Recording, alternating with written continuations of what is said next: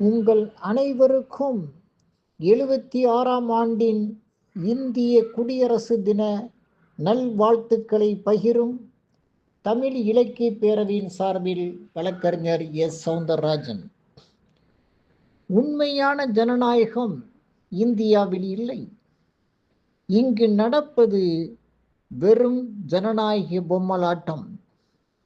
ஜனநாயக அமைப்பு முறையை வலுப்படுத்த அரசியல் நிர்ணய சபையில் இருந்த அறிவாளிகள் அமெரிக்க அரசியல் அமைப்பில் இருந்து அடிப்படை உரிமைகளையும் அமெரிக்க உச்ச நீதிமன்றத்தின் அடிப்படையில் இந்திய உச்ச நீதிமன்றத்தையும் உருவாக்கினார்கள்.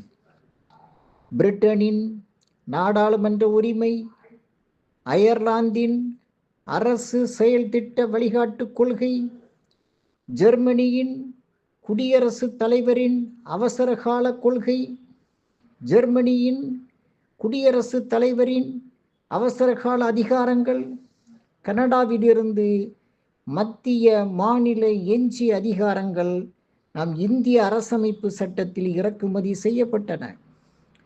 உலகத்திலேயே மிகப்பெரிய அரசமைப்பு சட்டம் நம்முடையதுதான். சட்டம் பெரிதாகவும் விரிவாகவும் இருந்தும் பாமரருக்கும் ஏழைக்கும் என்ன பயன்? நாட்டின் பொருளாதார வளர்ச்சியில் 80% செல்வ செழிப்புள்ள 20% மக்களால் அபகரிக்கப்படுகிறது. மீதமுள்ள 20% வளத்தை பங்கிட்டுக் கொள்வதில் 80% மக்களிடையே கடும் போட்டி நிலவுகிறது. ஆனால் நம் அரசமைப்பு சட்டத்தின் முகப்புரை இறையாண்மை மிக்க சமதர்ம சமய சார்பற்ற மக்களாட்சி குடியரசை அமைத்திட இந்தியர்களாகிய நாம் உறுதி பூண்டிருப்பதாக வார்த்தை ஜாலம் காட்டுகிறது. சமதர்ம சமுதாயத்தை நோக்கி இன்று வரை இந்திய ஜனநாயகம் 2 அடிகள் கூட எடுத்து வைக்கவில்லையே.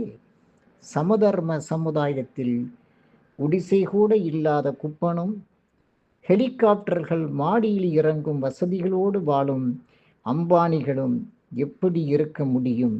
சற்று யோசியுங்கள். நன்றி, வணக்கம்.